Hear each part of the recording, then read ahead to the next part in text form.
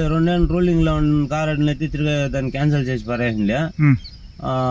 5 ఏళ్ళు ఇంకా ఇప్పుడు నాకు బీమే లేదు. 5 ఏళ్ళుగా కూలి చేస్తా ఉన్నాను, పిల్ల బిడ్డలను చక్కుంటా ఉన్నాను. వేరే మార్గం లే, నాకు కారు కావాలి. ఇల్లు లేదు, ఇంకా పులుకు బాబు అలాగే రేషన్ తక్కువ వేస్తా ఉండే. చిన్నప్ప కుప్పము రేషన్ ఎలా తక్కువ వేస్తా ఉన్నావు అని అడిగేకపోయింది దానికి. నేను వేసేది అంతే పొట్ట ఒకడు అని చెప్పి గలాట్కి వచ్చా. నేను గలాట్ చేసి అడిగిన దానికి నీకు ఏ బీమా అంతే అని పోయి అడిగిన దానికి కారడే క్యాన్సిల్ చేసి పారేసా. నాకు 6 జనము బిడ్లు పెండ్లాము కూలికి పోవాలా. పొద్దున్న లేచి కూలికి పోవాలా. కూలి చేసుకొని వస్తే వాళ్ళకి తెచ్చేస్తే లేకపోతే నేను ఖర్చు వేసిన అంటే వాళ్ళకి ఇంట్లో భోజనం లేదు. వాళ్ళ పరిస్థితి అట్లా ఉంది. ఆయన అడిగిన దానికి కారడే క్యాన్సిల్ చేసి పారేసినాడు. ఇప్పుడు నాకు బీమా ఎవరు వేసేవాళ్ళు లేదు. నాకు కారడు కావాలా.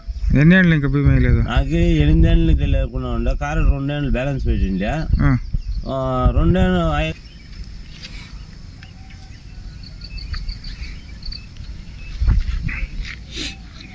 ఇది మీ ఇల్లేనా? ఇదే మా ఇల్లు.